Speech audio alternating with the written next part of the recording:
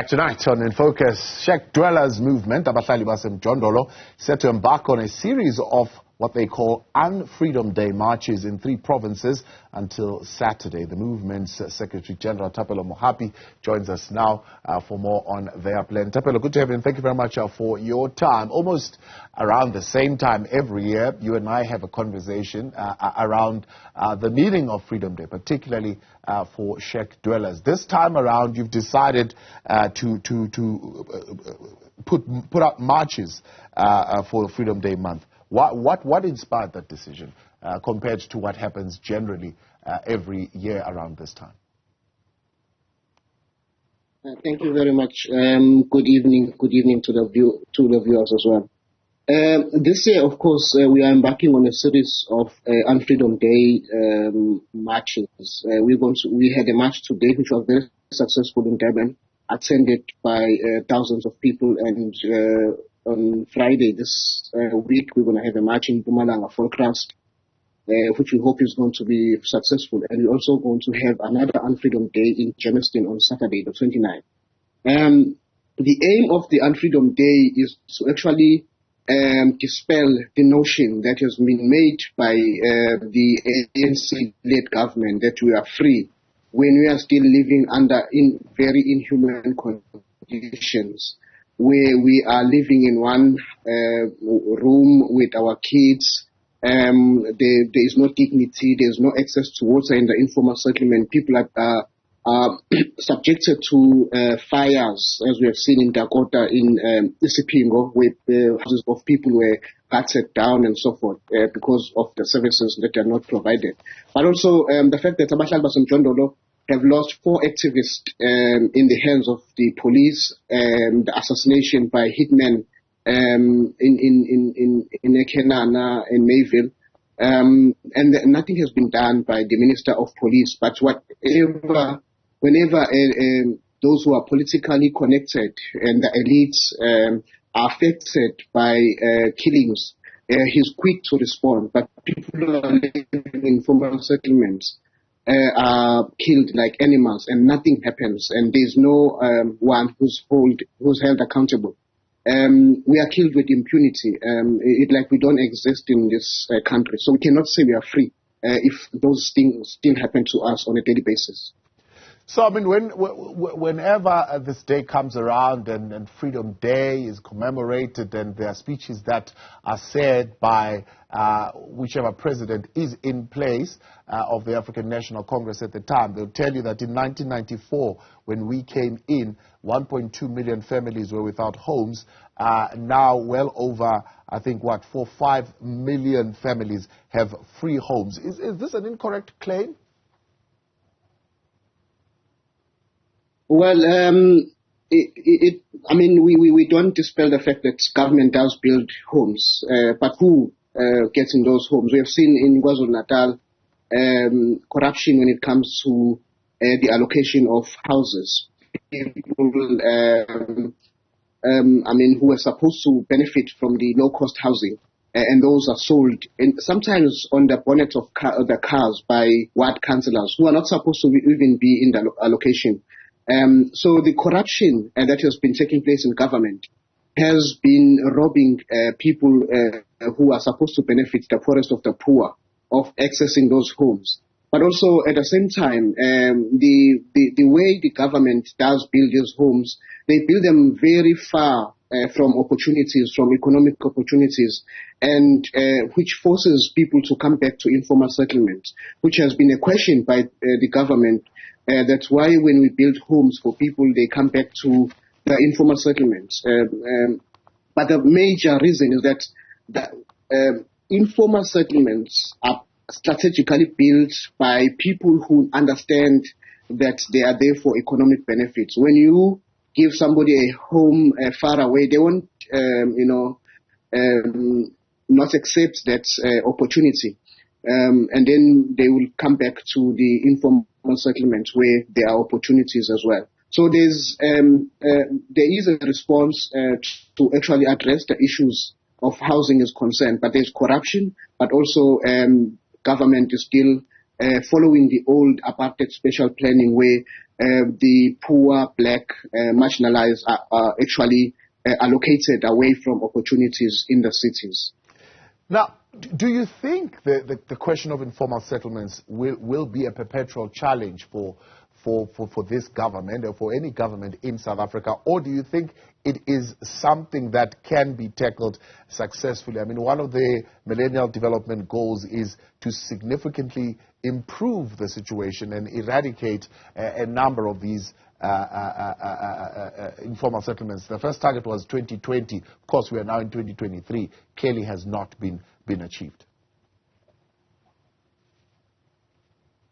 One of the issues that we are having with government when we're engaging is the use of the language.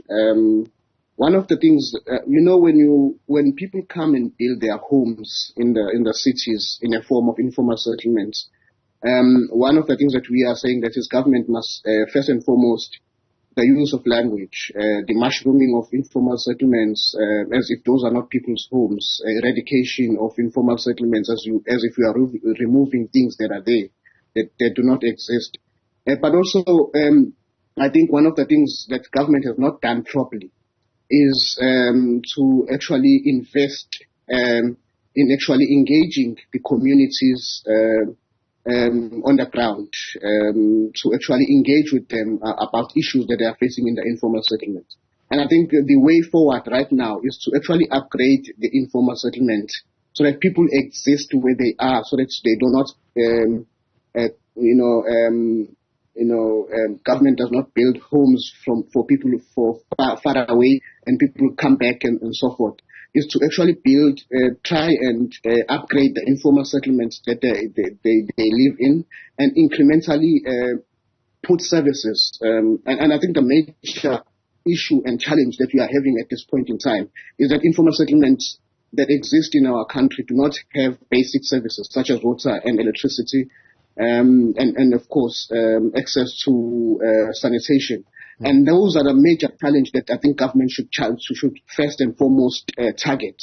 But I think meaningfully engaging with the people on the ground on the issues and not assuming that people just want to be passive recipients of these houses, but you actually engage people on the ground, and that you don't just build homes far away as if you are doing people a favor and therefore they must go and occupy those homes. But actually engage people on the ground on the issues that they are facing. Once people are engaged, I think people will understand and will be able to deal with this. But one of the major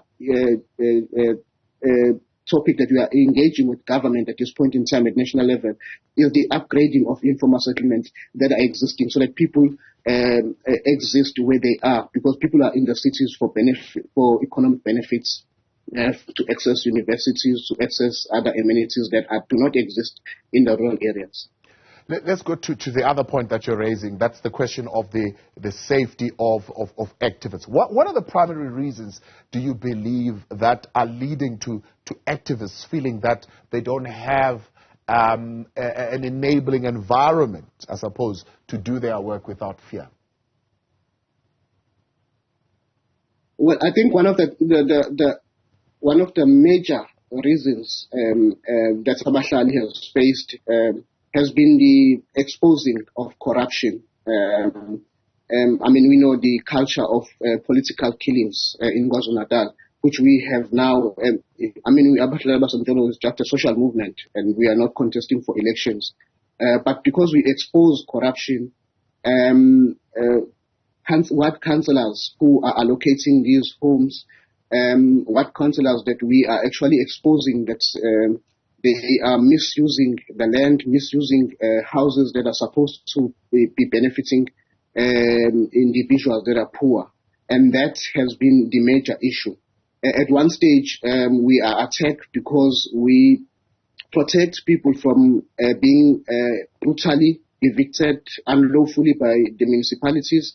And we end up being targets for that because we are actually helping. We've helped thousands of people preventing unlawful evictions from the Ethekwini municipality, and that has made us a target. And the municipality sees us as enemies rather than people who can actually work together to actually find solutions. And we are saying that Abahlali baseMjondolo are open to those engagements to actually say we want to work with the municipality, we want to work the provincial government, and we want to work with the national government. And I must say that at national level, there are negotiations, there are discussions, but it's very difficult when you work with national governments and you can't even work with your local municipalities, and that's a challenge that we are facing in this country. Yeah. That there is a huge corruption that's taking place currently in the municipality. So, I mean, your campaign largely to raise awareness around the extrajudicial killings of your members, but what else are you putting as a demand that you would like to see put in place, maybe as a law, as protocols, as mechanisms that can rectify this particular situation? Well, today's march was actually calling on the removal of the current Minister of Police. We believe that the Minister of Police is not the Minister of the poor and marginalized. He's a Minister of the elites. Police are not protecting people. I mean, if you go to Mayville every weekend, there's a body lying there, people have been killed, but nothing happens in the investigations. I mean, we have 24 leaders that have been killed since the movement has been formed, and only one conviction was made with 2 ward councillors of the ANC who are serving a life imprisonment for the killing of Tulindro. Other than that, we've never had any positive response in terms of the investigation. So we are saying that the current Minister of Police is a minister of the elite and not the poor, the impoverished people who are living in informal settlements. And therefore, if somebody of that nature who's voted by the majority of the poor in this country does not serve the interest of the poor, does not protect the poor, and therefore we are calling for the president to actually remove him and of course get somebody who's more active, who's going to take issues that people are facing on the ground, including people who are poor and marginalized like ourselves. Yeah.